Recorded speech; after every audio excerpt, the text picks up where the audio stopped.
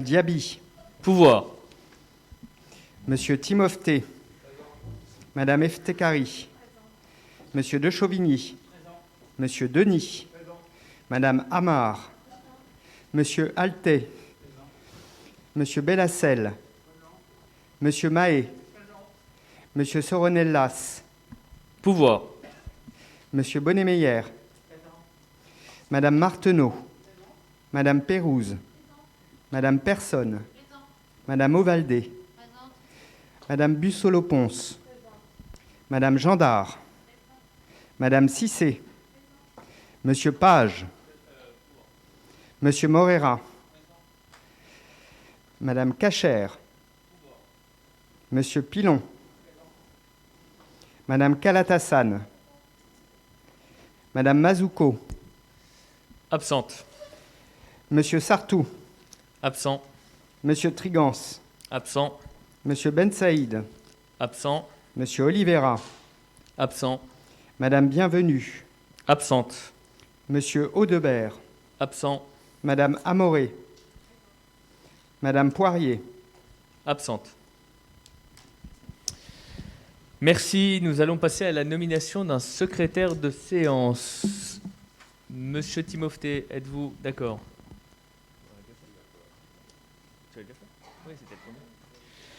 Merci, Monsieur Timofté. Le procès-verbal de la séance du Conseil municipal du 8 septembre 2021, y a-t-il des remarques ou des observations sur celui-ci ? Non. Alors, on met aux voix. Y a-t-il des voix contraires à son approbation ? Des abstentions ? Unanimité des présents. Il n'y a pas de questions diverses à ce conseil municipal. Alors, premier point sur les informations générales. Donc, il y a plusieurs éléments. Le premier concerne l'évacuation de squats sur l'écoquartier de Maison Blanche. Nous avons donc depuis le mois de mars dernier, il y avait un campement illégal de plus de 450 personnes qui s'était constitué sur la ZAC de Maison Blanche. Il s'agit de terrains qui appartiennent à Grand Paris Aménagement, qui est seul propriétaire et qui était seul responsable de la sécurisation de ce site. Dès les premiers squats qui sont intervenus donc en mars dernier, nous avions tiré la sonnette d'alarme à plusieurs reprises, mais les squats n'avaient pas été arrêtés comme il le fallait, avec des sécurisations qui ont tardé à être mises en place. Et ils l'ont été suite à nos demandes très insistantes après plusieurs semaines et plusieurs mois, quand il était malheureusement déjà trop tard. Donc on s'en est plaint à Grand Paris Aménagement. Et on a maintenu une pression très importante. J'en avais moi-même parlé au cabinet du ministre de l'Intérieur début septembre lorsque je l'ai rencontré. Nous avons organisé une visite sur site avec le préfet de la Seine-Saint-Denis, le sous-préfet de la Seine-Saint-Denis également. Nous avons opéré plusieurs rappels au préfet pour qu'il y ait une intervention rapide. Et finalement, nous avons eu une décision de justice le 13 septembre dernier. Et dans la plus grande discrétion, nous avons organisé l'opération parce qu'elle devait être coordonnée avec des forces de police importantes que certains ont vues, notamment le long de la Nationale 34, le matin de l'opération, le 6 octobre dernier. Donc il y avait une compagnie mobile qui était sur place. Et il y a eu une intervention. Alors il n'y a eu aucune expulsion parce que les personnes étaient déjà parties suite à l'avertissement et à l'arrivée préalable des huissiers qui avaient signifié par huissier le jugement. Malheureusement, ils ont laissé des tonnes de déchets et certains se sont beaucoup émus du paysage absolument désastreux qui était laissé derrière eux. Il faut que vous sachiez que, évidemment, nous avons dit à Grand Paris Aménagement, et ça a été acté, que la municipalité ne mettrait pas un centime dans cette histoire, qui relève exclusivement de la responsabilité de Grand Paris Aménagement. Et donc, Grand Paris Aménagement en assurera l'intégralité, enfin la dépollution, le traitement de l'ensemble de ces déchets. Le message qui est très important d'avoir et de relayer, c'est soyez vigilants. Nous avons énormément d'agents de la commune que nous mobilisons depuis ce 6 octobre dernier et qui font un formidable travail et que je tiens vraiment à remercier et qui tournent sur l'ensemble de la ville, matin, midi, soir, nuit, à toute heure. de manière, week-end compris évidemment, de manière à veiller à ce qu'il n'y ait pas d'installation. C'est la raison pour laquelle sur certains sites dans la commune, vous avez pu constater éventuellement la pose de gros blocs de béton ou de pierres de grande taille, de manière à éviter à de nouveaux campements d'accéder à des endroits qui seraient propices à l'installation de nouveaux campements. Nous avons eu ce week-end un signalement sur le parc des 33 hectares. Enfin voilà, soyez toutes et tous très vigilants parce que les personnes qui squattaient et qui ont laissé encore une fois des tonnes de déchets derrière elles essayent de revenir s'installer. Voilà, donc appel à vigilance de tous. Un sujet un peu plus joyeux, celui du mois de Noël qui est organisé. La ville organise au moins un mois de Noël qui regroupera les différentes festivités de décembre. Donc nous en avons organisé 3. La direction de la culture organise le Salon des arts créatifs les 4 et 5 décembre. Donc ce sera un samedi et un dimanche à l'hôtel de ville, de manière à permettre l'artisanat créatif local de pouvoir s'exprimer. Le deuxième point, il y aura un marché de Noël sur la place de l'église Saint-Baudile, la place du Chanoine-Héroux, du 8 au 12 décembre. C'est mieux pour Noël. Donc il y aura des commerçants et c'est organisé par le service dynamique local notamment et l'événementiel. Le village de Noël du 8 au 25-26 décembre, place de l'église également, organisé par donc, le service événementiel tourisme. Voilà donc un mois de Noël qui arrive. Et le troisième point, sur la vaccination et l'adaptation du centre de vaccination municipal à la demande vaccinale. Comme vous le savez certainement, nous avons été, on était dans la première tranche d'ouverture de centres de vaccination sur toute la France, et notamment en Seine-Saint-Denis. Donc dès le 18 janvier dernier, nous avons obtenu l'ouverture d'un centre de vaccination à Neuilly-sur-Marne. L'activité a été formidable et l'accueil est unanimement reconnu comme étant excellent par l'ensemble des personnes qui l'ont fréquenté. Et donc nous avons à ce jour inoculé plus de 60 000 vaccins dans le centre de Neuilly-sur-Marne. Mais la troisième dose, malgré la troisième dose et le rappel, la demande est en forte baisse sur le centre de Neuilly-sur-Marne comme sur l'ensemble des centres, et vous l'avez pu voir dans la presse nationale, parce qu'il y a une prise en charge aussi dans les différentes, dans les cabinets des médecins, dans les pharmacies et dans d'autres endroits qui auparavant n'étaient pas actifs et pas mobilisés. Donc le centre de vaccination est en train de se recentrer dans un premier temps sur la salle César. Puis l'information que nous avons eue cette semaine par le préfet de la Seine-Saint-Denis, c'est qu'il y aura des fermetures de centres et qui sont liées à deux choses. Le fait que le virus circule moins dans certaines zones et deuxième chose, le fait que la population soit très bien vaccinée dans certaines zones. Et tout le sud de la Seine-Saint-Denis, tout le sud en dessous du Raincy, et dans cette catégorie-là, donc Neuilly-sur-Marne compris, donc nous avons un taux d'incidence qui est très faible et nous avons également une vaccination qui est dans les meilleures de l'ensemble du département. Et donc comme la stratégie vaccinale du gouvernement a changé, en s'appuyant un peu plus sur les cabinets médicaux, il a été décidé par le préfet de la Seine-Saint-Denis de fermer le centre de Neuilly-sur-Marne parmi les autres du sud de la Seine-Saint-Denis à compter du 1er novembre prochain. Donc là, les médecins qui étaient mobilisés sur le centre regagneront à plein temps leur cabinet et toutes et tous pourront se faire vacciner dans les cabinets ou sur d'autres centres. Alors, nous sommes dans la même situation pour Noisy-le-Grand, Gagny, Neuilly-sur-Marne, le Raincy, les Pavillons-sous-Bois. Donc toutes ces villes qui avaient un centre de vaccination ferment leur centre de vaccination parce que le taux d'incidence est très faible et parce que la vaccination a été très bonne. Voilà pour les quelques nouvelles de début de conseil municipal. Nous allons passer au point numéro 2, Monsieur Guillaume de Chauvigny, sur le pass jeune citoyen et les modalités d'attribution des lots. Bonsoir à tous, chers collègues. Le mois dernier, lors du conseil municipal du 8 septembre, nous avions validé les modalités d'attribution des cartes cadeaux destinées aux jeunes lycéens inscrits dans le dispositif pass jeune citoyen. Aujourd'hui, il nous est proposé de compléter cette délibération avec de nouveaux lots, permis de conduire, vélo électrique, PC portable, etc. Aussi, il est proposé d'autoriser les jeunes ayant terminé leur mission de leur remettre un bon d'achat afin qu'ils puissent retirer son lot directement en magasin pour les lots loisirs, mobilité douce et multimédia. Pour les autres lots, comme le permis B, le BAFA, etc., une attribution financière sera faite directement auprès du prestataire ad hoc.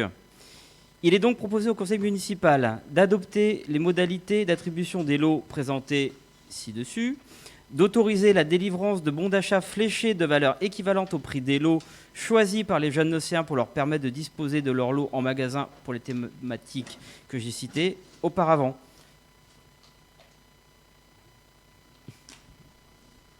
Merci, Monsieur de Chauvigny. Y a-t-il des questions, des observations? Je mets aux voix. Y a-t-il des voix contraires? Des abstentions?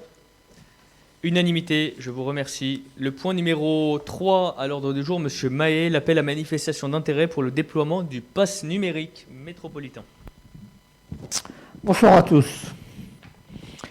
L'appel, dans le cadre de ces actions pour lutter contre la fracture numérique, la municipalité souhaite candidater à l'appel à manifestation d'intérêt porté par la métropole du Grand Paris pour le déploiement du pass numérique. Ce dispositif se matérialise par des carnets de 10 passes numériques d'une valeur individuelle de 10 € donnant accès aux services d'accompagnement permettant l'acquisition de compétences essentielles telles que les démarches en ligne, l'envoi de courriel, le traitement de texte, etc. Afin d'élargir le déploiement de cette solution, la métropole lance aujourd'hui un second appel à manifestation d'intérêt afin de sélectionner de nouveaux territoires d'expérimentation pour le déploiement du pass numérique. L'objectif de cette expérimentation est de travailler avec les communes retenues pour, premièrement, structurer un réseau d'acteurs locaux, publics, associatifs, qui permettent de diagnostiquer, d'orienter et de former les habitants en situation de fracture numérique. Deuxièmement, de financer la gratuité des formations à travers la distribution de passes numériques. Sur toute la durée de l'expérimentation, au total 100 000 heures de formation de base gratuite au numérique seront proposées aux habitants de la métropole. Il nous est proposé d'autoriser M. le maire ou son représentant à présenter la candidature de la ville de Neuilly-sur-Marne à la seconde édition à l'appel à manifestation d'intérêt métropolitain dans le cadre du déploiement du pass numérique. Merci Monsieur Mahé. Donc c'est un dispositif très utile lancé par la métropole du Grand Paris qu'on pourrait résumer pour lutter contre la fracture numérique et qu'on peut résumer à des carnets de 10 passes de 10 € chacun qui permettent d'acquérir des compétences numériques et informatiques évidemment grâce à cette aide qui est quand même très importante. Merci pour cette présentation. Y a-t-il des questions, des observations?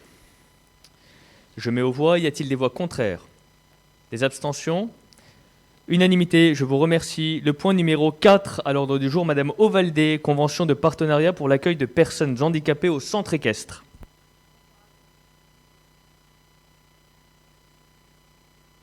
Bonsoir à tous. Convention du partenariat pour l'accueil des personnes handicapées au centre équestre. Dans le cadre de ces activités, le centre équestre propose la mise en œuvre d'actions d'équithérapie, thérapie par le cheval en faveur des personnes handicapées, physiques, mentales et des enfants et adolescents en difficulté psychosociale. 2 organismes privés ont sollicité la commune pour mettre en œuvre ces actions.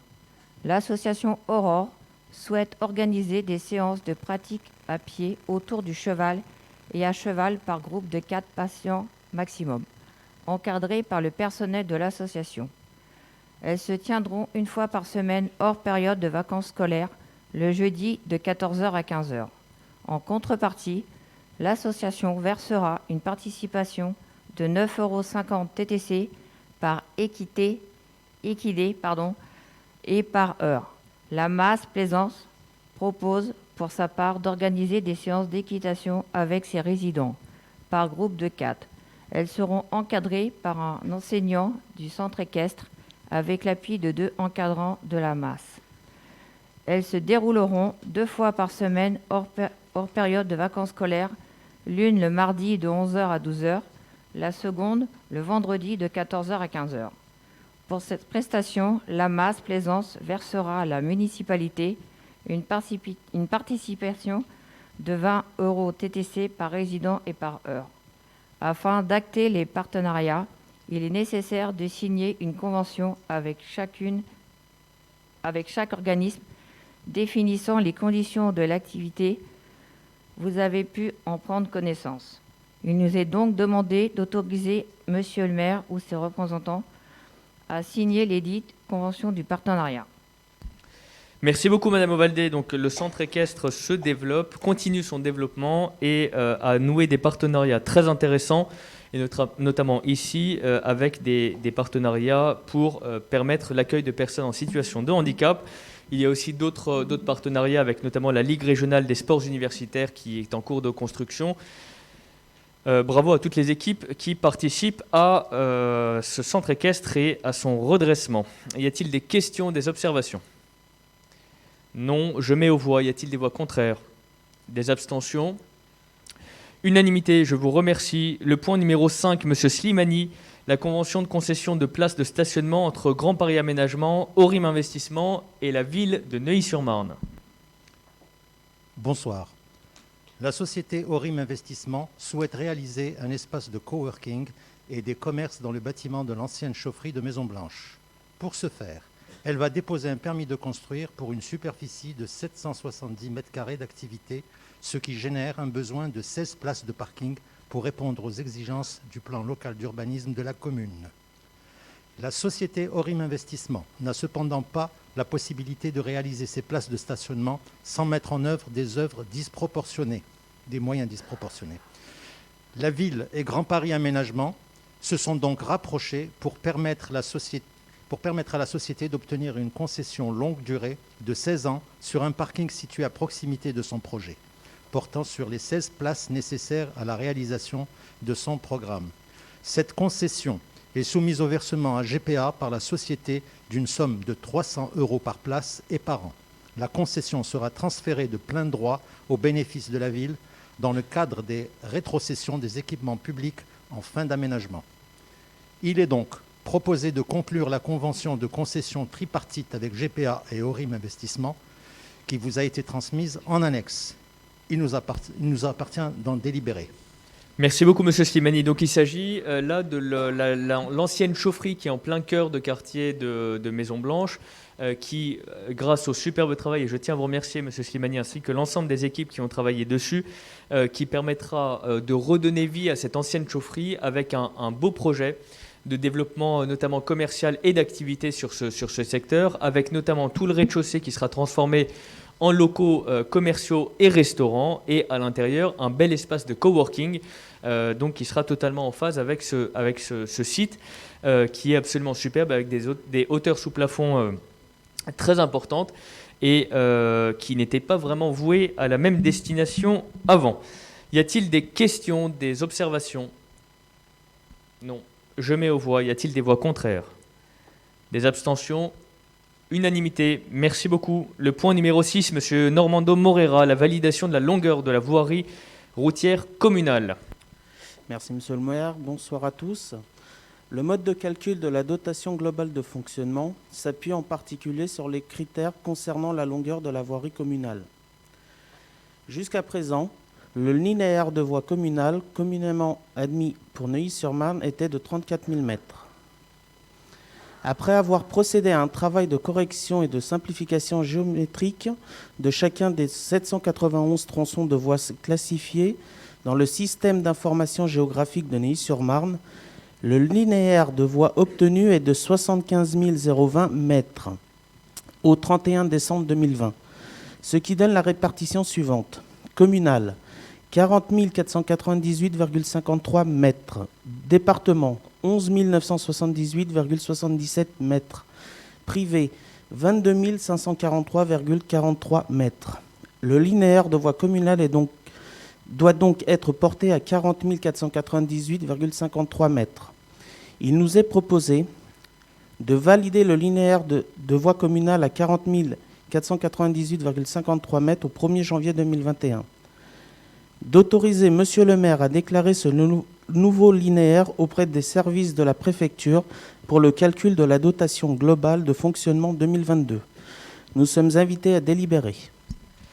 Merci beaucoup, Monsieur Moreira. Alors, pour la précision, la dotation globale de fonctionnement, c'est ce qui permet notamment à la commune de toucher une enveloppe de la part de l'État. C'est une enveloppe qui est utilisée, qui alimente le budget, évidemment. Et donc, on passe de 34 km de voirie à 40,5 km, ce qui fait 6,5 km, pas forcément de nouvelles voiries, mais de voiries qui sont maintenant, grâce au système d'information géographique, comptabilisées. Donc ces voiries, pour certaines, existaient, mais n'étaient pas décomptées. Et comme on ne les transmettait pas forcément aux impôts, on n'avait pas forcément une dotation globale de fonctionnement qui était en phase. Donc aujourd'hui, on gagne 6,5 km, donc ça fait plus de 19% de voiries qui existaient déjà mais qui n'étaient pas comptabilisées. Donc c'est très important pour la suite. Y a-t-il des questions ou des observations? Non. Je mets aux voix. Y a-t-il des voix contraires? Des abstentions? Unanimité. Je vous remercie. Le point numéro 7, Monsieur Lepont, la décision modificative numéro 4 sur le budget ville pour l'exercice 2021. Bonsoir à tous. Une décision modificative numéro 4 au budget ville est rendue nécessaire au regard des besoins suivants. Des ajustements budgétaires concernant la prolongation de la mise à disposition du mobile test financé par la région Île-de-France. Un virement de crédit nécessaire pour le pass jeune citoyen. Au total, la section de fonctionnement du budget s'équilibre à 40 000 €. Il est donc demandé au conseil municipal de procéder aux inscriptions résumées dans le tableau en votre possession, d'adopter la présente décision modificative, chapitre par chapitre, aucun article n'étant spécialisé. Les élus sont invités à en délibérer. Merci. Y a-t-il des questions ou des observations? Avant de mettre aux voix, je précise simplement que la région donne 20 000 € par trimestre donne toujours d'ailleurs jusqu'à fin décembre pour les mobile tests. Voilà. Et c'est reconduit par trimestre. Y a-t-il des... Non, j'ai demandé. Y a-t-il des voix contraires? Des abstentions? Ok.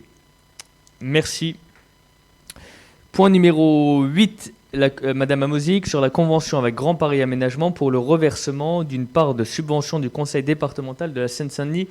C'est technique, mais vous allez nous l'expliquer. Bonsoir à tous.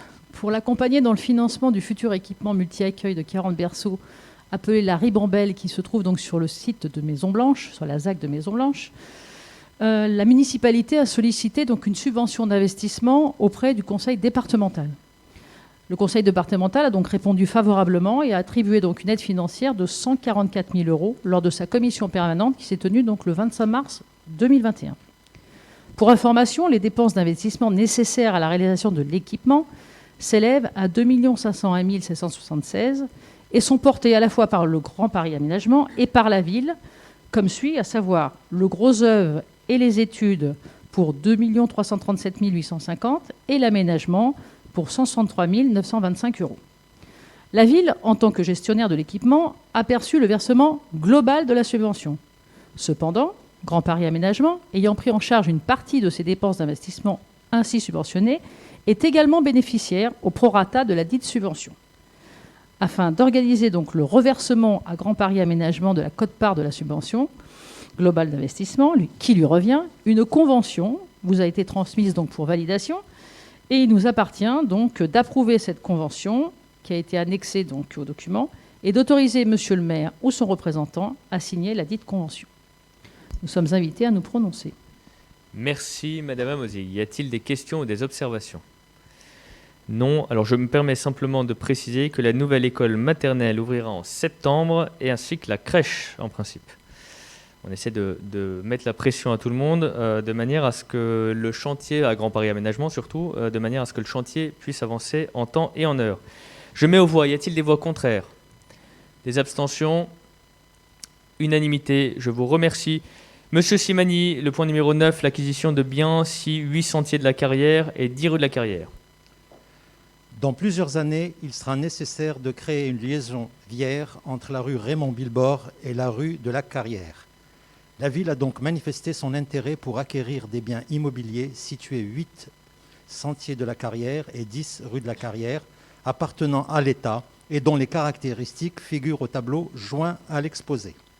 Un accord est intervenu avec Grand Paris Aménagement à hauteur de 517 500 €, conformément à l'estimation du service France Domaine, soit 337 500 € pour les biens situés sentier de la Carrière et 180 000 € pour le bien rue de la Carrière.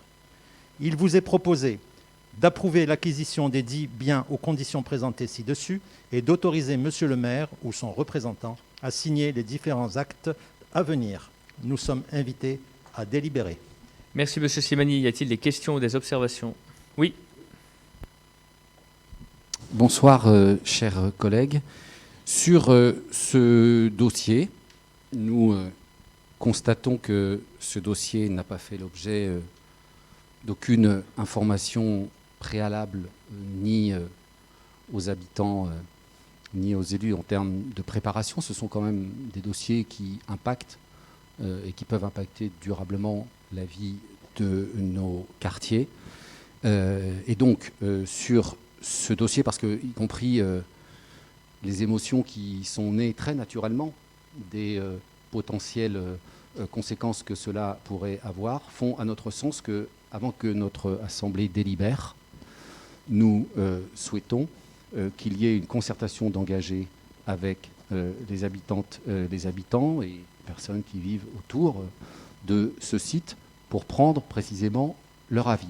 D'autant qu'il y a des gens qui sont très directement concernés, des gens qui vont devoir partir, qui visiblement, du coup, n'ont pas été informés.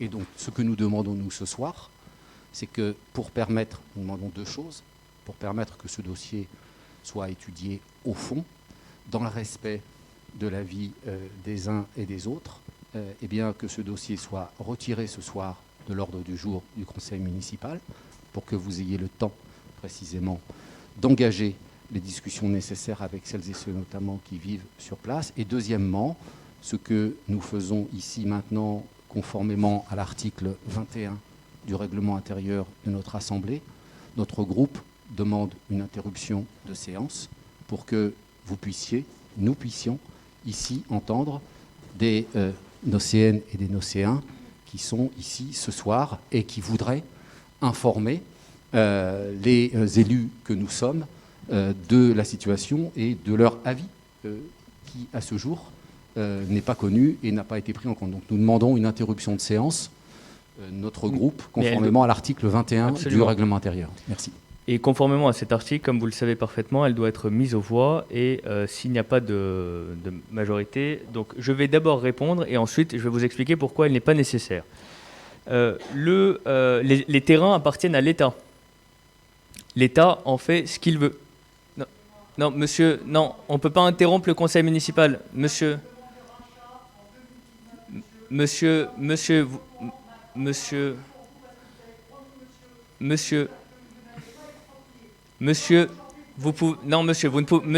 ne pouvez pas interrompre, mais je vous conseille d'écouter et vous aurez les explications qui vous conviendront, je pense. Madame, s'il vous plaît, soyez respectueuse de l'Assemblée. Aujourd'hui, c'est l'État qui est propriétaire. L'État fait ce qu'il veut avec ses terrains. L'État est propriétaire et a confié la gestion à Grand Paris Aménagement, mais simplement la gestion locative pour que ça soit entretenu, enfin qu'il y ait des baux. Il y a 2 parcelles concernées. L'une est totalement inoccupée. Ce sont les parcelles 98 et 107. Donc il n'y a que 2 parcelles qui sont concernées. Il y en a une qui est occupée. Et comme l'a parfaitement rappelé monsieur Slimani, il est envisagé, mais ce n'est que quelque chose de lointain, puisque c'est dans plusieurs années, ce qui permettra largement, je pense, à la concertation de se tenir. Et d'ailleurs, j'ai reçu un appel d'un habitant aujourd'hui qui a contacté mon cabinet, et dès demain, j'ai libéré mon agenda pour pouvoir m'entretenir avec lui, et il pourra venir avec les personnes qui le souhaitent, de manière à expliquer les choses. Mais je le fais publiquement, je ne savais pas que des personnes seraient présentes ce soir. Donc, je reviens à ce qui était dit, et d'ailleurs, ça m'étonne que que vous soyez ému aujourd'hui, Monsieur Trigance, de ce sujet qui date d'il y a plusieurs années. Donc c'était dans les cartons depuis plusieurs années. Alors, si vous ignoriez la chose, en tant que directeur de cabinet de l'ancien maire, c'est peut-être dérangeant, mais bon, ça, c'est vous qui voyez. Donc, je vous réponds, messieurs, s'il vous plaît, je ne vous ai pas interrompu. Aujourd'hui, la parcelle, il y en a une qui est inoccupée, donc il n'y en a qu'une autre qui est concernée. Elle appartient à l'État. L'État fait ce qu'il veut. L'État, comme sur la Nationale 34, pour faire le TCSP, peut parfaitement exproprier. Nous, ce n'est pas notre volonté.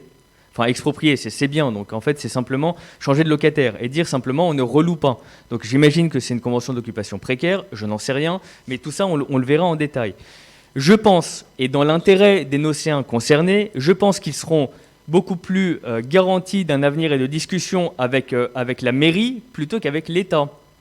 L'État, je peux vous l'assurer, quand on demande un retour sur un sujet, on peut attendre des mois, voire des années avant de l'avoir, ce retour. Alors que si c'est la mairie qui devient... Là, il s'agit simplement d'un changement de propriétaire. On n'est pas en train de dire, bon, la personne doit partir. Comme l'a dit M. Slimani, c'est dans plusieurs années qu'il est envisagé. Après, s'il est préférable pour tout le monde que la rue termine en cul-de-sac et qu'il y ait 50 000 voitures qui stationnent dans le secteur, ce sera une discussion qu'on aura. Monsieur, simplement, on en discutera. Enfin, moi, j'ai proposé demain, j'ai libéré mon agenda pour qu'on en parle. Donc, je ne sais pas si c'était vous d'ailleurs. Oui, c'est vous. Demain matin, on pourra se voir. Et avec toutes les personnes que vous souhaitez, moi, j'ai aucun problème. Je vous dis simplement que les habitants seront... Et cet acte est plus protecteur que si on laissait l'État faire. Je peux vous l'assurer. Si c'est l'État qui gère, sur la Nationale 34. Je ne devrais pas répondre ici. Oui, sur la Nationale 34. Donc vous connaissez. Bon, en principe, monsieur, je ne peux pas interrompre la séance pour répondre aux gens. Mais je le fais quand même. Sur la Nationale 34, s'il vous plaît. Sur la Nationale 34, quand l'État devra faire le TCSP, il y a quelques bâtiments qui sont en avant de l'alignement, qui est au PLU, donc l'État expropriera. Mais c'est l'État, c'est pas la ville. Hein. Si c'est la ville qui est propriétaire, c'est une garantie pour vous parce que vous avez un interlocuteur direct. Vous connaissez l'adresse de la mairie, vous ne connaissez pas l'adresse de l'État. Et je peux vous assurer que même nous, on ne la connaît pas, l'adresse de l'État. Donc, c'est très compliqué d'avoir un dialogue avec les services de l'État parce que chacun se renvoie les balles et que vous avez des mois à attendre avant qu'il se passe quelque chose. Donc, je peux comprendre qu'en ayant vu la délibération, vous ayez été ému, mais moi, j'ai pour habitude de tenir mes engagements. Donc, quand je vous dis que vous serez beaucoup plus en sécurité quand c'est la mairie qui est propriétaire, je peux vous assurer que ce sera le cas. Et dans tous les cas, si il devait y avoir un accompagnement pour autre chose, là, la mairie prendra entièrement sa responsabilité et sera en mesure de faire les choses telles qu'il le souhaite. Maintenant, moi, je comprends votre émotion, mais voilà, on en parlera. Oui, mais monsieur, voilà, je vous dis simplement, on ne peut pas interrompre le conseil municipal. Mais, oui, non, mais non,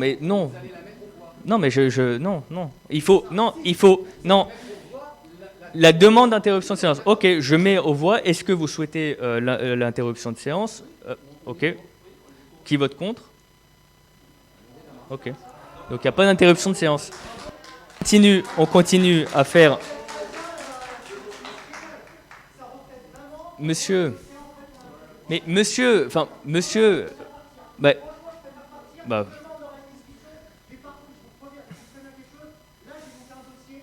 Monsieur, vous ne pouvez pas...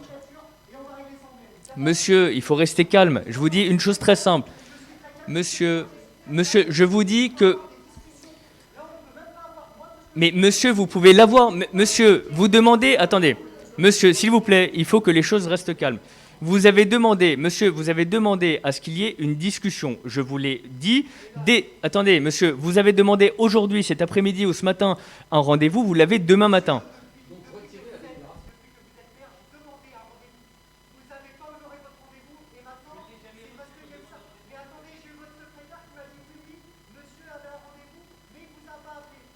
Mais attendez, non. Monsieur, je vous ai expliqué la délibération. La délibération... La délibération a pour objet de faire acheter par la mairie quelque chose qui appartient à l'État. Enfin, il y a pas de, enfin, c'est pas compliqué. L'État peut faire ce qu'il veut. Il peut exproprier s'il le souhaite. La mairie est plus garante de protection que l'État seul. Enfin, c'est quelque chose de très simple. Donc voilà, je le redis, il n'y aura pas d'aménagement de voirie avant plusieurs années. Mais l'État peut faire ce qu'il veut. Donc l'État peut raser, l'État peut mettre à la porte parce que l'État, concrètement, est propriétaire, donc il fait ce qu'il veut de ses biens. Et on a monsieur... Non, je précise les choses, monsieur Ben Saïd. Non. Je réponds de manière très simple et très calme. L'État peut faire ce qu'il veut de ses biens. L'État peut faire ce qu'il veut de ses biens. Alors que, voilà, donc si l'État peut faire ce qu'il veut de ses biens, c'est plus protecteur d'avoir une propriété par la commune. Encore une fois, l'adresse de la mairie, vous la connaissez, l'adresse de l'État, vous ne la connaissez pas. Quand vous souhaitez avoir des réponses de la part de l'État, vous ne les avez pas, et je peux vous assurer qu'on attend pendant des mois avant que ça décante. Donc je comprends la posture qui est la vôtre aujourd'hui, sauf que c'est un dossier qui date de votre municipalité, de la municipalité pendant laquelle vous étiez. Donc il ne faut pas jouer avec des choses quand vous êtes vous-même responsable de la situation. Y a-t-il d'autres questions ? Une explication de vote. D'abord, quand on lit la première phrase de la délibération, il y a écrit « La ville souhaite créer une liaison viaire entre la rue Billboard et la rue de la Carrière ». C'est écrit. Et donc, les Nocéens concernés, en toute légitimité, ont le droit de se poser un certain nombre de questions. Deuxièmement, je note quand même une étrange conception, M. Bakhtiari, qui consiste à donner un rendez-vous aux habitants le lendemain de la délibération du conseil municipal. En termes de démocratie locale, pardonnez-moi, on a déjà vu mieux. Deuxième élément, les Nocéens apprécieront que vous refusiez de leur donner la parole. C'est d'ailleurs la première fois que nous demandons une interruption de séance pour permettre aux Nocéennes et aux Nocéens de s'exprimer sur un sujet qui leur tient à cœur. Et donc, troisièmement, nous vous demandons une dernière fois de retirer cette délibération. Et si vous refusez de retirer cette délibération, eh bien, nous ne prendrons pas part au vote. Monsieur Trigance, encore une fois, c'est un dossier qui date de la période pendant laquelle vous étiez aux manettes. Donc arrêtez de dire... en tant que directeur de cabinet de l'ancien... Monsieur, je ne vous ai pas interrompu. Mais arrêtez je ne vous ai pas interrompu, monsieur Trigance. Restez calme, je ne vous ai pas interrompu. Je suis très calme. Il se trouve que je n'étais pas élu. Par contre... Restez calme, monsieur Trigance. Votre voisine de gauche, votre première adjointe, monsieur Trigance, était en première loge, je ne vous ai pas interrompu. Et elle n'est jamais... comme sur d'autres dossiers d'ailleurs. Monsieur Trigance, je ne vous ai pas interrompu. Adressez-vous à Madame Amosi, qui elle Monsieur était Trigance, élue. vous avez... Monsieur Trigance... Elle a été élue, pas moi. Restez calme, monsieur Trigance. Vous avez 4 personnes de votre majorité, de votre groupe, qui étaient dans la majorité. Donc vous ne pouvez pas feindre... Et vous étiez, vous, directeur de cabinet de l'ancien maire, donc vous ne pouvez pas feindre d'ignorer tous les dossiers, à moins que vous ne les ayez pas travaillés pendant tout ce temps-là. Peu importe. Je réponds... Monsieur Trigance, je ne vous ai pas interrompu. Il y a eu une demande de rendez-vous qui a été faite aujourd'hui. Et j'ai reçu aujourd'hui à midi ou 14h la demande de rendez-vous. J'ai libéré mon agenda demain, qui est extrêmement contraint, pour pouvoir les recevoir. Je répète, arrêtez d'interrompre monsieur Trigance. Enfin, franchement, c'est très agaçant. Monsieur Trigance, arrêtez, vous étiez, vous, responsable des discussions. Donc arrêtez de dire que vous ignorez les choses. Vous ne pouvez pas... Monsieur Trigance, s'il vous plaît, arrêtez d'interrompre en permanence. Monsieur Trigance, s'il vous plaît, restez calme. Ah bah dis donc. Bon. Je vous répète la même chose. Il s'agit... Non, pas du tout. C'est l'État qui est propriétaire. Il est proposé de faire acheter par la ville, qui sera quand même plus garante des droits des personnes, du seul logement. Il n'y a qu'un seul logement. Alors je ne sais même pas si la personne connaît les personnes de ce logement-là. Il n'y a qu'une seule parcelle qui est concernée. Il n'y en a pas 4, il n'y en a qu'une seule. Monsieur Trigance, restez calme, s'il vous plaît. Et restez respectueux. Monsieur Trigance, restez respectueux, s'il vous plaît. Est-ce que vous avez terminé? Monsieur Trigance. Monsieur Trigance, s'il vous plaît. Monsieur Trigance. Le respect, c'est le respect de la démocratie. Vous voyez, Monsieur ce soir, Trigance. vous faites un déni de démocratie. Monsieur Trigance, je suis aux en train de Océans qui sont parler. là. Vous Je vous ai écrit il y a 2 jours, mais vous allez terminer. Non, non, je vous mais demande de... vous me laissez terminer. Nous, on a monsieur donné Trigance. notre explication de vote, donc vous allez Vous l'avez maintenant donné. mettre au vote. Je comprends votre embarras, mais j'en profite pour les Nocéennes et les Nocéens qui nous regardent. En termes de démocratie, Monsieur ça Trigance, fait des mois je et des ne vous ai mois pas interrompu. que nous vous demandons. Je termine. Monsieur Trigance. Je termine. Non, Et j'étais en train de après, parler. Vous aurez tout loisir. Non, non, non. Je vous Non, c'est demande pas de comme ça mettre que ça sur le marche. site de la Monsieur ville, Trigance, c'est pas comme ça que notamment ça marche. les références à nos mandats et au quartier, comme d'ailleurs les autres élus. C'est bien, tout à fait normal. Donc je vous le fais encore publiquement ce soir. Je vous l'ai écrit. Mais encore une fois, vous avez un sujet par rapport à la démocratie locale. Et donc nous vous Non, demandons... monsieur Trigance, c'est vous qui Mais ne si, respectez ce pas les soir, règles il y a de la démocratie il y a locale. quelques instants, vous avez montré aux Non, Nocéennes et aux absolument Nocéens pas. que vous refusiez une interruption de séance pour leur permettre de s'exprimer. Monsieur Trigance, Donc, nous ne les participerons pas au vote. Nocéens pouvaient s'exprimer avant, après le conseil municipal. Vous êtes, je pense, suffisamment rodé aux différentes instances et institutions pour savoir qu'on n'interrompt pas une séance du conseil municipal. Non, non, monsieur Trigance. Monsieur Trigance, on n'interrompt pas une séance du conseil municipal qui est suivie par des milliers de Nocéens pour discuter avec quelques Nocéens que je comprends, et c'est la raison pour laquelle j'ai libéré mon agenda dès demain pour qu'on puisse discuter ensemble et expliquer les choses. Maintenant, je vous dis les choses très calmement. Je répète et je résume. La propriété concernée, parce qu'il n'y en a qu'une, l'autre c'est un terrain qui est inoccupé, la propriété concernée appartient à l'État. Il est proposé que ça soit, qu'il y ait simplement un changement de propriétaire. Il n'est pas proposé de demander aux personnes de partir, il n'est pas proposé aux personnes de raser le bien. Il est indiqué par M. Slimani tout à l'heure que dans plusieurs années, il est envisagé, donc on aura tout loisir de travailler sur ce projet s'il aboutit, on aura tout loisir de travailler sur ce projet ensemble avec l'ensemble des personnes qui le souhaitent.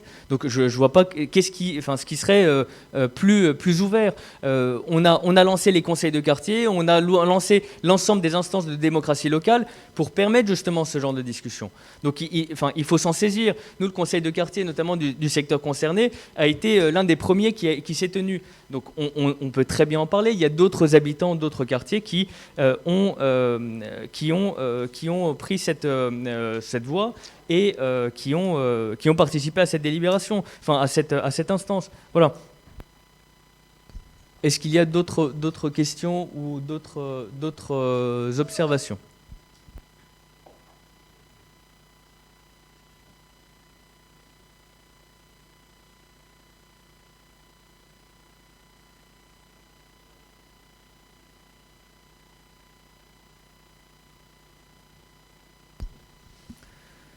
Bon, s'il n'y a pas d'autres prises de parole, il est proposé, encore une fois, je répète, demain, je recevrai l'ensemble des personnes qui le voudront. Donc voilà, on ne peut pas faire plus ouvert sur le sujet. Et on vous donnera tout l'historique qu'il faut, on vous donnera toutes les explications qu'il vous faut, de manière à ce que tout le monde puisse être rassuré. Enfin, encore une fois, il y avait le conseil de quartier, n'hésitez pas à vous saisir de ces éléments-là. Je mets aux voix. Y a-t-il des voix contraires? Des abstentions? Bon. C'est adopté. Oui, j'ai bien noté. Le point numéro 10, M. de Chauvigny, la taxe locale sur la publicité extérieure. Merci, monsieur le maire. Conformément à la loi de modernisation de l'économie, c'est le conseil municipal qui fixe annuellement les tarifs de la taxe locale sur la publicité extérieure sur le territoire de la commune. Je rappelle qu'elle s'applique à tous les dispositifs publicitaires, les enseignes et les préenseignes, supports fixés, extérieurs et visibles d'une voie publique. En 2020, l'INSEE n'a pas constaté de variation de l'indice des prix à la consommation par rapport à 2019. En conséquence, les tarifs maximaux de la TLPE n'évoluent pas en 2022 et sont donc identiques à 2021. Ainsi, les élus sont invités à se prononcer sur les mesures suivantes. Reconduire les tarifs 2021 au 1er janvier 2022 de la TLPE, comme explicité dans le tableau ci-dessus. Maintenir l'exonération des enseignes autres que celles scellées au sol si la somme de leur superficie correspondant, correspondante à une même activité est inférieure ou égale à 12 mètres carrés. Rappelez que les enseignes dédiées à l'affichage de publicité à visée non commerciale ou concernant des spectacles sont exonérées de la TLPE. Retenir les modalités de recouvrement au fil de l'eau et autoriser monsieur le maire ou son représentant à signer tout document relatif à la mise en œuvre de la présente délibération. Merci Monsieur de Chauvigny. Donc je précise le point essentiel. On maintient l'exonération de TLPE pour les petits commerces, notamment pour les EDS qui avait été décidé l'année dernière. Y a-t-il des questions ou des observations? Je mets aux voix. Y a-t-il des voix contraires? Des abstentions? Unanimité. Je vous remercie. Le point numéro 11, Madame Eftekari, l'accueil d'un écrivain en résidence artistique à la médiathèque. Bonsoir à tous. Dans le cadre de ses actions de promotion de la culture, la ville de Neuilly-sur-Marne propose de conclure un partenariat avec le conseil départemental pour accueillir un écrivain en résidence à la médiathèque Antoine Saint-Exupéry. Son projet sera consacré à la découverte de la littérature en direction du public à travers un programme d'action décliné en trois parties. L'enfance, texte et musique et l'origine des textes, le rêve. Le programme consiste en 40 jours de présence de l'écrivain à la médiathèque pour tenir des ateliers d'écriture, de lecture ou de discussion, des rencontres littéraires avec des auteurs, des séances de dédicaces, les événements, projections, sorties au théâtre, intervention d'un professionnel de la médiathèque, la préparation d'un événement final avec un scénographe. Un cahier des charges tripartite fixe les objectifs de chacun, écrivain, médiathèque et département. Vous avez pu prendre connaissance du détail des différents objectifs dans la convention que vous avez reçue en annexe de la délibération. Pour mettre en œuvre ce projet, l'écrivain percevra une subvention municipale de 4 000 €, comprenant les frais de la résidence, les achats de prestations, la rémunération d'artistes invités. La ville prendra également à sa charge les frais de communication et de promotion. Une bourse départementale destinée à la réalisation des objectifs fixés dans le cahier des charges. Il nous appartient d'autoriser la signature du cahier des charges ainsi présenté. Nous sommes invités à délibérer. Merci Madame Eftekari. Y a-t-il des questions ou des observations? Oui, Monsieur Sartou. Oui, bonjour à tous, bonsoir à tous. Voilà, notre groupe se félicite de la poursuite du partenariat entre la ville et la direction de la culture du département de la Seine-Saint-Denis. La présence d'un écrivain en résidence artistique suscite tout notre intérêt et notre curiosité, tant sur la personnalité de l'auteur que son parcours, son œuvre et le travail engagé auprès de la population océane.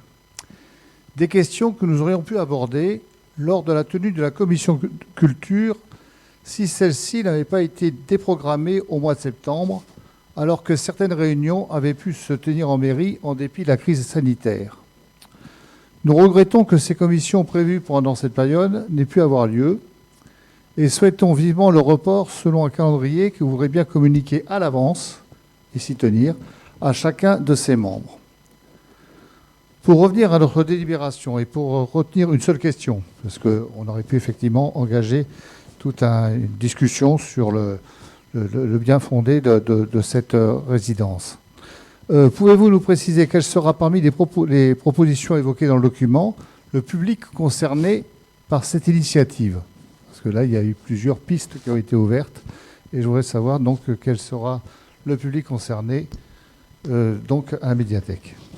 Merci Monsieur Sartou. Alors, il n'y a pas eu de réunion de déprogrammée. Par contre, elles sont parce qu'elles étaient, elles se tiendront en revanche. Ça, je peux vous le dire en novembre. Pour le public, je laisse Madame Eftekari préciser l'action générale, mais tout à l'heure, on parlait de plusieurs inscrits, de plus de 12 enfants inscrits, je crois. Le micro. Alors, il y a justement pour cette manifestation et par rapport à cet écrivain en résidence, il y a 12 enfants qui sont qui ont rejoint justement cette activité auprès de Monsieur Mackenzie. Et c'est donc des jeunes de 12 à 25 ans qui seront concernés donc, par cette initiative. Et donc, il y en a 12 et on est en recherche d'autres enfants pour participer donc, à cet événement. Et c'est très, je rajouterai quelque chose.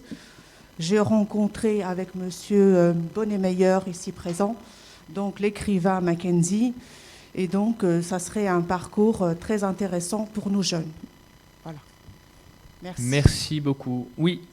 Oui, une explication de vote. D'abord, nous réjouir de ce projet, qui est un projet de qualité et qui prend en compte cette nécessaire ouverture et ce nécessaire accès de la culture à toutes et tous.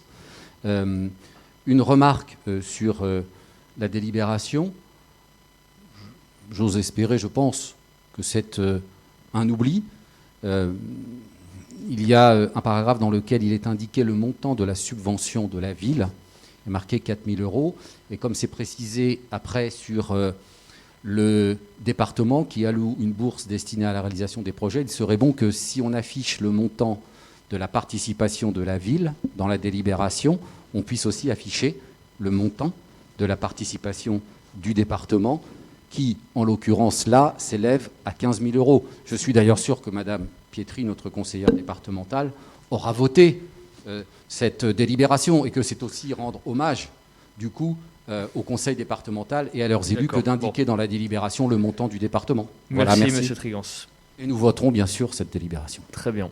Y a-t-il des questions autres, des observations? Y a-t-il des... Je mets aux voix, y a-t-il des voix contraires? Des abstentions?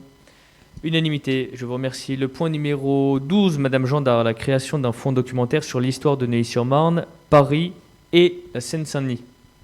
Messieurs, dames, bonsoir. La municipalité est très attachée à la préservation du patrimoine et à la transmission de la mémoire de la commune. Pour ces deux axes, la ville veut notamment compter sur le tissu associatif local formé par les différentes associations d'anciens combattants et sur les associations François-Xavier Donzelot, Histoire et Mémoire de Maison-Blanche et la Chérep. Dans le cadre de sa démarche de valorisation de l'image de la ville, le conseil municipal a voté lors de sa séance du 8 septembre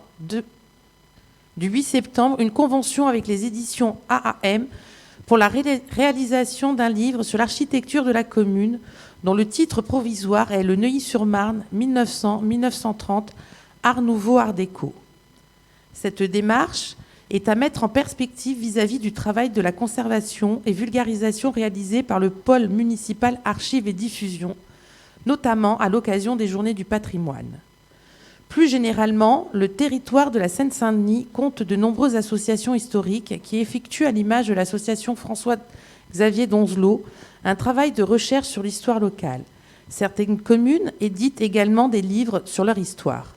Fort de ce constat, il est proposé la création d'un fonds documentaire portant sur l'histoire de Neuilly-sur-Marne et des communes du bassin de la vie de la Seine-Saint-Denis. Celui-ci pourrait naturellement être étendu à la ville de Paris, tant notre territoire est lié à la capitale nationale. Ce fonds aura en charge la collecte de livres et documents portant sur l'histoire ancienne et contemporaine du territoire séquano-dionysien, principalement en partenariat avec les communes et associations historiques locales. Géré par le pôle Archives et Diffusion, la consultation des différents documents versés au fonds documentaire sera ouverte au grand public et notamment pour les travaux de recherche. Il est demandé aux élus d'en délibérer. Merci Madame Gendard, merci pour cette initiative et pour faciliter l'accès aux documents, notamment qui permettent de mieux comprendre l'histoire de notre ville, de Paris et de la Seine-Saint-Denis. Y a-t-il des questions ou des observations? Oui, monsieur. Oui, quelques précisions concernant ce fonds documentaire. La création d'un fonds documentaire nécessite généralement un financement, d'autant plus qu'il est prévu une diffusion donc, des travaux de recherche. Quel sera le budget alloué à la constitution de ce fonds? Ça, c'est la première question. S'agissant de collecte d'archives, mais aussi de livres, d'ouvrages, comment s'articulent les relations entre les archives municipales, en charge des documents, et la médiathèque, qui, elle, est en charge des ouvrages? Et dernière question qui est en lien avec la précédente, dans quel lieu le public pourra disposer de ce fonds documentaire? Mais là aussi, toutes ces questions auraient pu être posées lors de la commission si celle-ci n'avait pas été annulée. Monsieur Sarto, je vous répète qu'il n'y a pas eu de commission d'annuler. Enfin, si vous avez reçu une invitation de quelqu'un, n'hésitez pas à nous la transmettre. Il n'y a pas eu de commission d'annuler. Donc non, on avait communiqué des dates prévisionnelles, mais celle-ci se tiendra donc c'était soit fin octobre, mais fin octobre avec les vacances, c'est pas vraiment possible. Donc ce sera en novembre. Donc il y aura les commissions. Donc ne vous en faites pas sur le mois de novembre. Sur le budget, il n'y a pas de budget spécifique qui est dédié à la création d'un fonds documentaire, ce n'est pas indispensable. Là, l'objectif, c'est de rassembler notre base documentaire et de permettre de l'ouvrir. Parce qu'il y a des personnes qui veulent se documenter sur la ville de Neuilly-sur-Marne et qui n'ont pas forcément accès aux archives. Malheureusement, je peux vous dire que, par exemple, les archives départementales ne regroupent pas tous les éléments que nous avons. Et notre objectif, c'est de partager avec les personnes, parce qu'on a des personnes qui s'intéressent à l'histoire de Neuilly-sur-Marne, et lors du dernier conseil municipal, Mme Gendard avait présenté également une délibération sur la création d'un livre qui permette justement de mettre en valeur le patrimoine de Neuilly-sur-Marne. Et vous me posiez aussi la question des relations entre les archives et la médiathèque. Ça se fera de manière très naturelle. Les services s'entendent très bien, je peux vous l'assurer. Et donc les services travailleront ensemble. Et sur le lieu de consultation, il y a une salle ouverte à la consultation pour les archives, pour la documentation, qui se retrouve au rez-de-chaussée pour le moment. Donc vous pourrez y accéder. Après, il faudra voir si c'est plutôt la médiathèque qui pourra les accueillir. Enfin, on verra exactement où. Là, l'objectif, c'est de créer ce fonds. Une fois qu'on aura créé ce fonds, s'il y a des milliers de livres sur Neuilly-sur-Marne qui sont récupérés et qui sont archivés, donc évidemment, on envisagera autre chose, et j'espère que ce sera une bonne chose pour ce fonds documentaire et pour la connaissance de l'histoire de Neuilly-sur-Marne. Voilà. Y a-t-il d'autres questions? Oui. Oui, voilà, je lis en préambule: la municipalité est très attachée à la préservation du patrimoine et à la transmission de la mémoire de la commune. C'est une phrase effectivement admirable. Et vous nous rappelez souvent notre bilan. Mais l'autre jour, lors de votre discours et d'une exposition à la maison du projet, vous avez tout simplement oublié de parler du bilan de 40 ans de Jacques Mayas, le maire. Monsieur Oliveira, on est sur la création d'un fonds documentaire. Vous avez une mémoire très sélective. Alors que quand il était maire, vous vous souvenez très bien de la mairie avant 79, vous n'étiez même pas né. Et vous avez oublié 40 ans, alors que vous étiez né. Vous avez vu l'évolution de la ville pendant 40 ans. 77, donc voilà, vous aviez 2 ans. Apprenez vous avez, un peu mieux le... Alors 2 ans, vous vous souvenez très bien de ce qui a été fait avant 79, et vous avez oublié ce qui a été fait pendant 40 ans. Monsieur Oliveira, si vous voulez bien ne pas être polémique et rester sur la création d'un fonds documentaire sur l'histoire de Neuilly-sur-Marne. Alors peut-être que vous parlez d'histoire, effectivement, de Neuilly-sur-Marne, et que vous voulez envoyer au livre d'histoire... J'ai peur que vous oubliez 40 ans d'histoire de Neuilly-sur-Marne, l'évolution de la ville, de l'urbanisme, de tout ce qui a été fait. C'est ça qui m'inquiète. Mais je pense que vous n'allez pas l'oublier. Merci, monsieur Oliveira, pour cette contribution très intéressante. Je mets aux voix. Y a-t-il des voix contraires? Des abstentions? Unanimité. Je vous remercie. Le point numéro 13 sur le personnel communal, la modification du tableau des effectifs pour répondre aux besoins du service urbanisme et développement urbain de la ville, il s'avère nécessaire de créer au tableau des effectifs le poste de responsable du service urbanisme opérationnel avec un grade d'ingénieur catégorie A et qui sera pourvu à temps complet. Les missions sont le suivi, le pilotage de la coordination des services pour les opérations d'aménagement, la mise en œuvre et le suivi des outils de planification urbaine, notamment la supervision de l'application du droit des sols et l'encadrement du SIG. Il est précisé qu'en cas de recherche infructueuse du candidat statutaire, les emplois de niveau de la catégorie A peuvent être pourvus par un agent contractuel. Je mets le point à l'approbation du conseil municipal, les 2 points suivants. Donc, d'une part, la création de ce poste et d'autre part, en cas de recherche infructueuse de candidats statutaires. Je sais que vous êtes attachés à ce point-là et je le précise parce que la priorité, c'est le statut, évidemment. Et pour rien vous cacher, il s'agit simplement d'une rectification réglementaire.